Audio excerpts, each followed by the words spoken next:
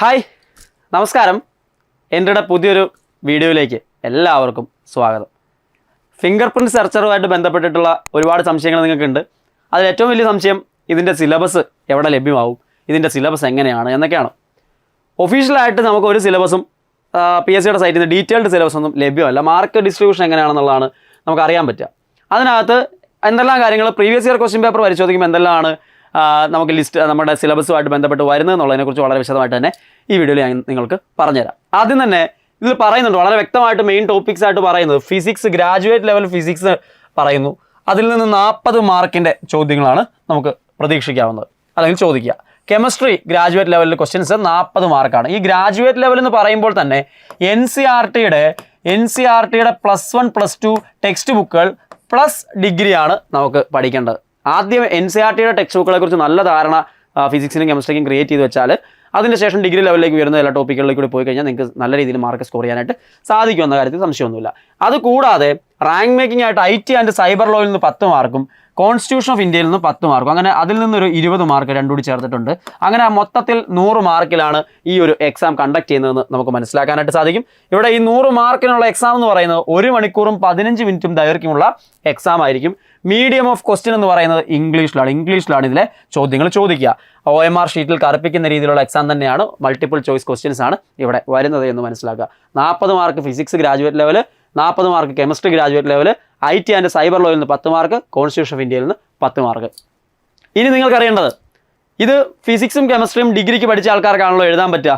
അപ്പോൾ അതിനകത്തെ previous year question പേപ്പറുകളൊക്കെ പരിശോധിച്ച് കഴിഞ്ഞാൽ ഇതിൻ്റെ സിലബസ് എങ്ങനെയാണെന്ന് നമുക്ക് വ്യക്തത വരും.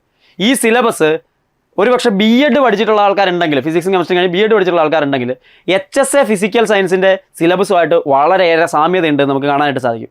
അതുകൊണ്ട് തന്നെ HSA ഫിസിക്കൽ സയൻസ് പഠിക്കുകയാണെങ്കിൽ ഇതിനും, അതേപോലെ ഫിംഗർ പ്രിൻറ്റ് സെർച്ചർ പഠിക്കുകയാണെങ്കിൽ HSA ഫിസിക്കൽ സയൻസിനും ഒരേപോലെ നിങ്ങൾക്ക് യൂസ്ഫുൾ ആവും ഈ ക്ലാസ്സുകൾ എന്ന് പറയുന്നത്. അതിനെക്കുറിച്ച് ഞാൻ ഇത് രണ്ടും കമ്പയർ ചെയ്യുന്ന ഒരു വീഡിയോ മറ്റൊരു വീഡിയോയിൽ നമുക്ക് വിശദമായിട്ട് അതിനെക്കുറിച്ച് ചർച്ച ചെയ്യാം.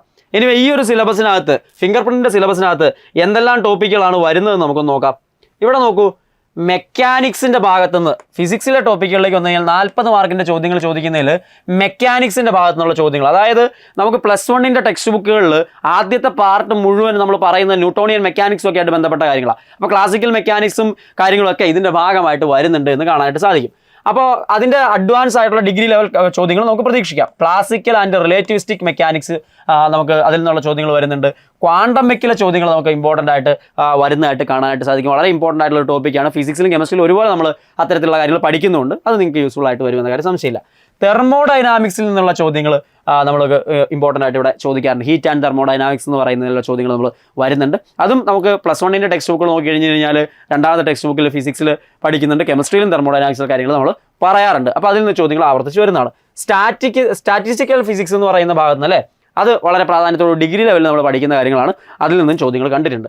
ഇലക്ട്രോഡൈനാമിക്സ്, അതുപോലെ ഇലക്ട്രോണിക്സ്, ഇലക്ട്രോസ്റ്റാറ്റിക്സ്, ഇതൊക്കെ +2 ഫിസിക്സിൻ്റെ ടെക്സ്റ്റ് ബുക്കുകൾ വളരെ ഇമ്പോർട്ടൻ്റ് ആയിട്ട് പഠിക്കുകയും പിന്നീട് നമ്മളൊരു പേപ്പറായിട്ട് തന്നെ ഡിഗ്രി ലെവലിൽ അത് കോംപ്ലിമെൻ്ററിയിലും പഠിക്കുന്നുണ്ട്, മെയിനിലും നമ്മൾ പഠിക്കുന്ന കാര്യങ്ങളാണ് ഇലക്ട്രോണിക്സും ഇലക്ട്രിസിറ്റിയും ഇലക്ട്രോഡൈനാമിക്സും ഒക്കെ. അതിൽ നിന്നുള്ള ചോദ്യങ്ങൾ ആവർത്തിച്ച് ചോദിക്കുന്നത് കാണാൻ പറ്റും. പിന്നെ മോസ്റ്റ് ഇമ്പോർട്ടൻ്റ് ആയിട്ടുള്ള ഒരു ടോപ്പിക്കാണ് ഒപ്റ്റിക്സ് എന്ന് പറയുന്നത്. അതിലെ ചോദ്യങ്ങൾ പ്രതീക്ഷിക്കുക. ഒപ്റ്റിക്സ് എന്ന് പറയുമ്പോൾ അത് +2ൻ്റെ ടെക്സ്റ്റ് ബുക്കുകളുണ്ട്, ഡിഗ്രി ലെവലിൽ നമ്മൾ സെപ്പറേറ്റ് ആയിട്ട് ടോപ്പിക്കായിട്ട് പഠിക്കാറുള്ളതാണ്.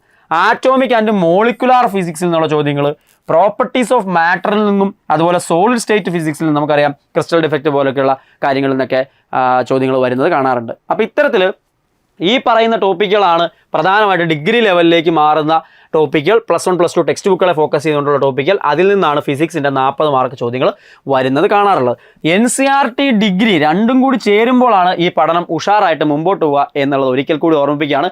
ആദ്യം +1 +2 ടെക്സ്റ്റ് ബുക്കുകളെ നല്ല രീതിയിൽ പ്രിപ്പയർ ചെയ്യുന്ന രീതിയിലേക്ക് വരണം. അത് കഴിഞ്ഞിട്ട് ടോപ്പിക്കുകൾ ഡിഗ്രി ലെവലിലേക്ക് ഉയർത്തി പഠിക്കുകയും കൂടി ചെയ്യേണ്ടതായിട്ടുണ്ട്. ഇതാണ് സിലബസുമായിട്ട് ബന്ധപ്പെട്ട് നമുക്ക് പറയാനായിട്ടുള്ള ഏറ്റവും പ്രധാനപ്പെട്ട കാര്യം. കെമിസ്ട്രിയിലേക്ക് വന്നു കഴിഞ്ഞാൽ കെമിസ്ട്രിയിൽ നമുക്കറിയാം 40 മാർക്കിൻ്റെ ചോദ്യങ്ങളാണ് കെമിസ്ട്രിയിൽ ചോദിക്കുക. അത് ആറ്റോമിക് സ്ട്രക്ചറുമായിട്ട് ബന്ധപ്പെട്ട് ഏറ്റവും ബേസിക് ആയിട്ട് നമ്മൾ കെമിസ്ട്രിയിൽ പഠിക്കുന്ന കാര്യങ്ങളാണല്ലേ. +1 +2 കാലഘട്ടത്തിൽ ഏറ്റവും വിശദമായിട്ട് പഠിക്കുന്ന ഒരു ടോപ്പിക്കാണ് ആറ്റോമിക് സ്ട്രക്ചർ. കെമിക്കൽ ബോണ്ടിങ്ങുമായിട്ട് ബന്ധപ്പെട്ട കാര്യങ്ങൾ, അതിൻ്റെ തിയറികളും ലോസും ഒക്കെ അവിടെ നമുക്ക് പഠിക്കാനുണ്ട്. പീരിയോഡിക് പ്രോപ്പർട്ടീസ്, പീരിയോഡിക് ടേബിളും അതിൻ്റെ പ്രത്യേകതകളും ഒക്കെ നമ്മൾ +1 +2 കാലഘട്ടത്തിൽ പഠിക്കുന്നതാണ്. ഡിഗ്രി ലെവലിലേക്ക് ഉയരുന്ന കണ്ടന്റ് ആയിട്ട് അത് വരികയും ചെയ്യുന്നുണ്ട്. സ്റ്റേറ്റ്സ് ഓഫ് മാറ്ററുമായിട്ട് ബന്ധപ്പെട്ട കാര്യങ്ങൾ, കോർഡിനേഷൻ കെമിസ്ട്രി ആയിട്ട് ബന്ധപ്പെട്ട കാര്യങ്ങൾ, ഓർഗാനിക് കെമിസ്ട്രി അല്ലേ, വളരെ ഇമ്പോർട്ടൻ്റ് ആയിട്ടുള്ള ഏറ്റവും പ്രധാനപ്പെട്ട ഒരു ടോപ്പിക്കാണ് ഓർഗാനിക് കെമിസ്ട്രി. തെർമോഡൈനാമിക്സ് കെമിസ്ട്രിയുടെ ഭാഗമായിട്ടും വരുന്നുണ്ട്. ന്യൂക്ലിയർ കെമിസ്ട്രിയും ന്യൂക്ലിയർ ഫിസിക്സും ഒക്കെ നമ്മൾ ഒരുപോലെ പഠിക്കുന്നതാണ്. സോ ഡിഗ്രിയിൽ ഏറ്റവും പ്രധാനപ്പെട്ട ഒരു ടോപ്പിക്ക് തന്നെയാണ്. അതേപോലെ തന്നെ പോളിമർ കെമിസ്ട്രി, സ്പെക്ട്രോസ്കോപ്പി തുടങ്ങിയ ടോപ്പിക്കുകളൊക്കെ ഡിഗ്രി ലെവലിലേക്ക് ഉയരുന്ന ടോപ്പിക്കുകളാണ്. ഇതാണ് കെമിസ്ട്രിയിൽ നിന്ന് 40 മാർക്കിൻ്റെ ചോദ്യങ്ങൾ ചോദിക്കുന്ന സുപ്രധാന മേഖലകൾ എന്ന് പറയുന്നത്. ഇതും NCERT ടെക്സ്റ്റ് ബുക്കുകൾ, +1 +2 ടെക്സ്റ്റ് ബുക്കുകളും അതേപോലെ ഡിഗ്രിയിലെ നിങ്ങളുടെ ടെക്സ്റ്റ് ബുക്കുകൾ, കോംപ്ലിമെൻ്ററി ഡിഗ്രി ടെക്സ്റ്റുകളെങ്കിലും വിശദമായിട്ട് പഠിച്ച് ഇരിക്കുമ്പോഴാണ് ഈ ഒരു എക്സാം നല്ല രീതിയിൽ എഴുതാനായിട്ട് നിങ്ങൾക്ക് സാധിക്കുക. അപ്പോൾ ഇവിടെ ഏറ്റവും പ്രധാനപ്പെട്ട ടോപ്പിക്കുകളൊക്കെ ഏതൊക്കെയാണ്, 40 മാർക്കിൻ്റെ ചോദ്യങ്ങൾ വന്നിരിക്കുന്ന പ്രീവിയസ് ഇയർ ക്വസ്റ്റ്യൻ പേപ്പറുകൾ പരിശോധിച്ചാൽ വന്നിരിക്കുന്ന ഏതൊക്കെ ഭാഗത്തു നിന്നാണ് എന്ന് കാണുന്നതിന് വേണ്ടിയിട്ടാണ് ഈ കാര്യങ്ങളെ ഉൾപ്പെടുത്തിയത്. അപ്പോൾ ഈ ഒരു സിലബസ് ഡിഗ്രി +1 +2 സയൻസ് ടെക്സ്റ്റ് ബുക്കുകൾ, ഫിസിക്സ് കെമിസ്ട്രി ടെക്സ്റ്റ് ബുക്കുകളിലൂടെ കടന്നു പോകുമ്പോഴാണ് നിങ്ങൾക്ക് പഠിക്കാൻ പറ്റുക. ആ രീതിയിൽ ഏറ്റവും സ്ട്രെച്ചഡ് ആയിട്ട് ഈ ടോപ്പിക്കുകളെ കവർ ചെയ്യുന്ന കോഴ്സാണ് എൻട്രിയിലും ആരംഭിച്ചിട്ടുള്ളത്. സോ അതിൻ്റെ ഭാഗമാകുക, ഏറ്റവും നല്ല രീതിയിൽ പഠിക്കുക, റാങ്ക് ലിസ്റ്റിൻ്റെ ഏറ്റവും ടോപ്പിലേക്ക് എത്താനാണ് നമ്മൾ ശ്രമിക്കേണ്ടത്. അതിന് നിങ്ങൾക്ക് എല്ലാവർക്കും സാധിക്കുമെന്ന് പ്രതീക്ഷിക്കുന്നു.